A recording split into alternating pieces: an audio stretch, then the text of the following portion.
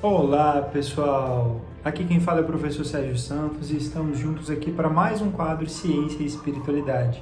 No dia de hoje nós vamos conversar um pouquinho sobre a felicidade em crianças, tá?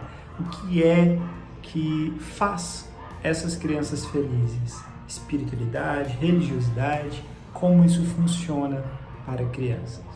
Muito bem, para aqueles que têm interesse, nosso quadro Ciência e Espiritualidade já tem mais de 35 episódios gravados e está disponível no YouTube. Basta digitar e procurar por Ciência e Espiritualidade que vocês vão encontrar um conteúdo fantástico sobre as nossas conversas. E também no Google, basta buscar por Web Rádio Namastê que vocês vão encontrar um conteúdo diário, completo, de muito crescimento e informação individual para cada um. E a quinta-feira, nas quintas-feiras, às 19 horas, o nosso quadro vai ao ar. Muito bem. Então, vamos ao título do artigo científico de hoje. O título é o seguinte: Espiritualidade, religiosidade e felicidade em crianças de 8 a 12 anos. Esse artigo científico foi publicado no Journal, na revista, que tem como título Journal of Happiness Studies, o que quer dizer Jornal dos Estudos da Felicidade, no ano de 2008. O primeiro autor é o Mark Holder, além dele nós temos o Ben Coleman e a última autora, Judy Wallace. Esse artigo científico, ele busca então trazer algumas novidades e uma investigação sobre o que está associado com a felicidade em crianças e foi publicado no ano de 2008. Muito bem, para nós darmos início à nossa conversa, vamos rememorar um pouquinho sobre o que seria a felicidade. Felicidade é algo complexo de se definir, né? Porque existem inúmeros fatores relacionados à felicidade e nós temos aí alguns áudios, e-books que vocês podem buscar sobre os 12 passos para a felicidade, que a gente tenta discutir e conversar sobre esse tema. Mas de uma forma resumida, se a gente buscar por uma definição de felicidade, seria algo relativo a uma consciência plena, equilibrada e satisfeita, um bem-estar íntimo constante que nos dá satisfação, tá? Algumas definições trazem o conceito de ausência de sofrimento também para a felicidade. Mas a felicidade em si ela é muito mais do que isso. A felicidade ela demanda um equilíbrio emocional, físico e espiritual. E isso é muito individual para cada pessoa e cada um tem uma interpretação e uma percepção, sensação do que o faz feliz e completo, tanto física, espiritualmente e emocionalmente. Tá? Tanto é que nós temos aí os coeficientes de inteligência, de espiritualidade, o coeficiente emocional espiritual também. Tá? E todos eles são importantes para que nós nos sintamos equilibrados, em paz, para nos sentirmos nesse estado de plenitude, de consciência que nos traz essa sensação de felicidade. Portanto, a felicidade ela transcende uma definição em palavras, ela é uma percepção que é construída no nosso dia a dia, com a nossa vivência, com a capacidade de nos mantermos no momento presente, vivenciando aqui e agora. Tá? É claro que existem diversas técnicas para nós tentarmos auxiliar nessa construção de felicidade, como a meditação, contato com a natureza, né? Conversar, estar presente ao lado de pessoas que nós gostamos e amamos, trabalho, esforço, né? Mas a espiritualidade e a religiosidade também fazem parte dessa construção. Então, dentro desse contexto, o que seria espiritualidade e religiosidade? Nós já conversamos um pouquinho sobre isso em outros quadros, mas vamos rememorar. A espiritualidade é algo mais íntimo e mais generalizado sobre a questão de bem-estar e conexão com o divino.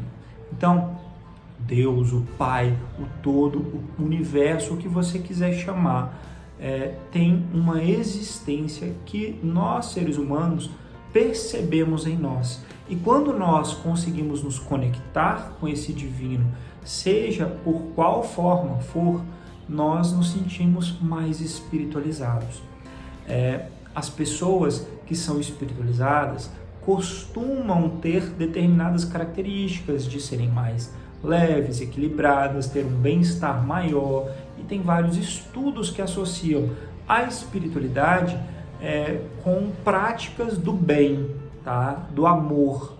Então, ela não está necessariamente conectada com religião ou religiosidade. A religiosidade, então, é quando nós temos determinados ritos e práticas e fazemos acontecer no nosso cotidiano e na nossa vida algo relacionado com um ensinamento religioso específico. Então, por exemplo, os budistas seguem ensinamentos e práticas, ritos do Buda. Os cristãos seguem ritos e práticas de Jesus Cristo. E assim por diante, tá? É claro que existem pessoas religiosas com religiosidade elevada que são felizes e que se sentem bem porque, além da religiosidade, de seguir ritos religiosos, elas também são espiritualizadas. Elas têm essa conexão com o todo, com o divino, e não somente com a questão do rito material. O que estudos têm demonstrado é que pessoas que só têm a religiosidade conectada com a matéria, com o estar presente ou seguir determinados ritos, mas não nessa vivência do eu divino, do eu sagrado, da conexão íntima com o divino, essas pessoas não se sentem bem e não se tornam felizes, tá? Então, o espiritualizado costuma estar muito bem e não segue necessariamente uma única religião, pode ou não seguir, mas o religioso, que tem uma religiosidade elevada, pode ou não estar bem e feliz, dependendo dele também ser espiritualizado, tá? Então, seria algo nestes termos.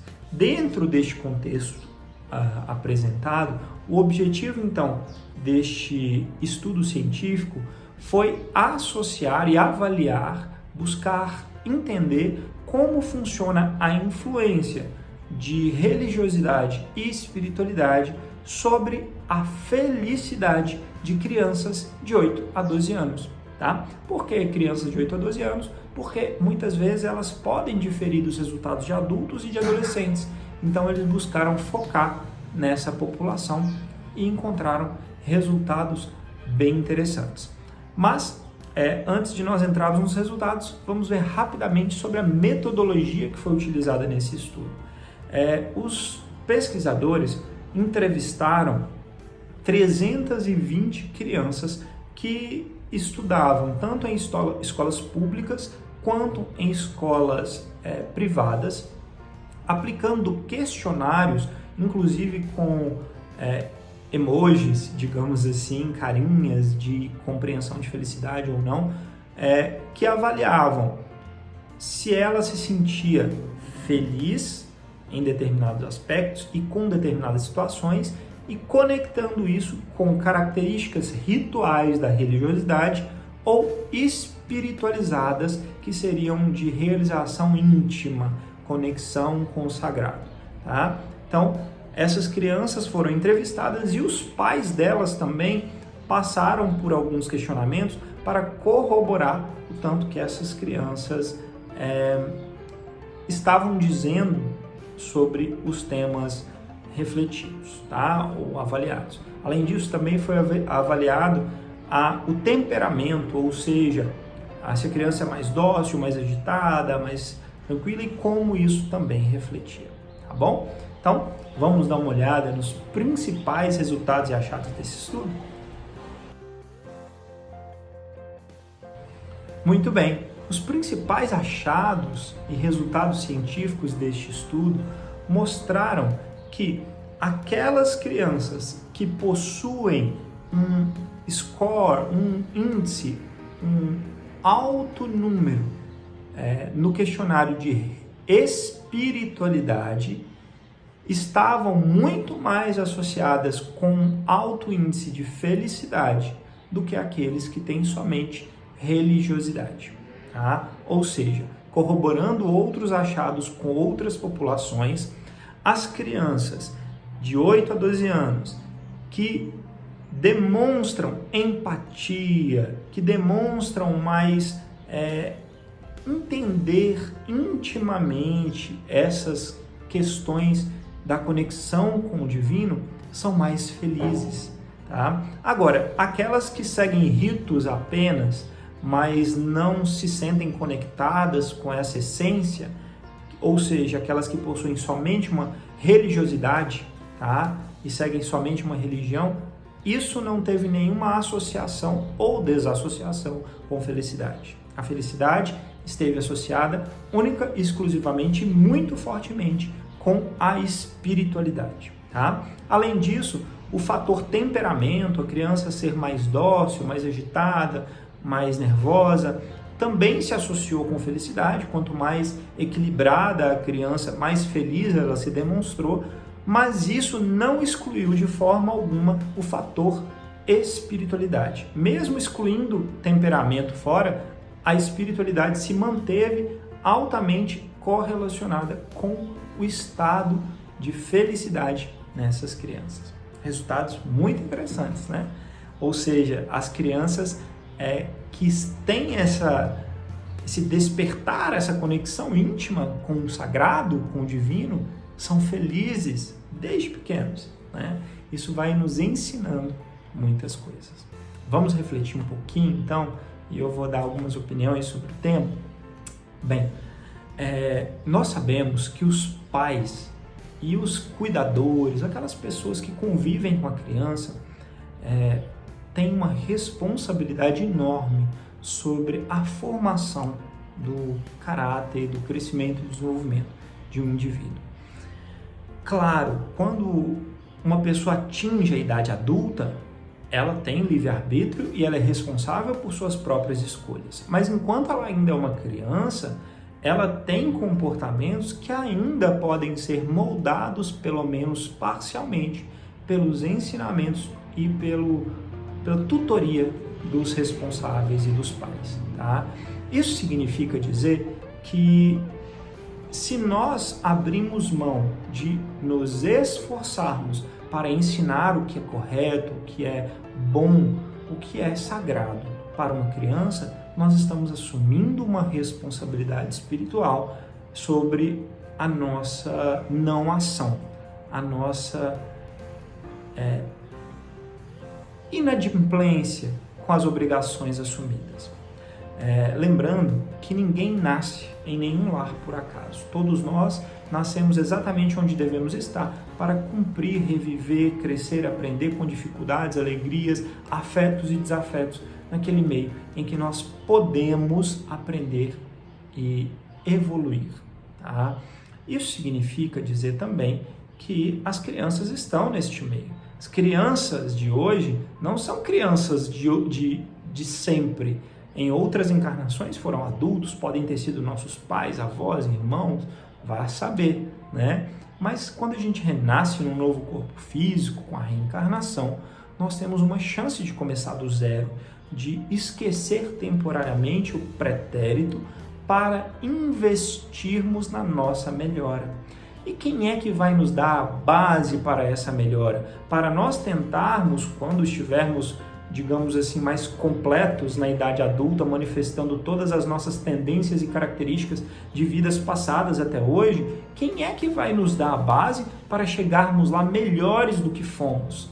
Os responsáveis, os pais, os tutores.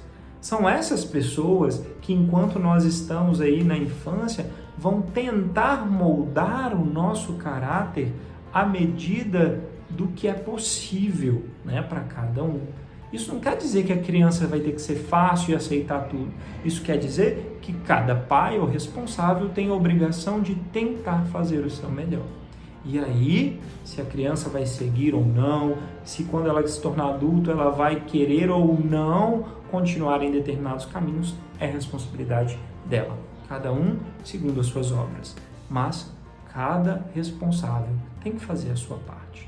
E esse estudo corrobora muito esse nosso lado, né? Esse nosso entendimento de que ensinar essa conexão do eu sagrado e do eu divino para uma criança vai facilitar e aumentar muito as chances dela que se torne um adulto feliz, de que ela saiba como se conectar com a felicidade que existe no íntimo de cada um, pois todos nós já temos essa semente da felicidade, do sagrado, do divino, do Deus que habita em nós. Tá bom? Gratidão pela oportunidade de conversarmos. Namastê e até a próxima.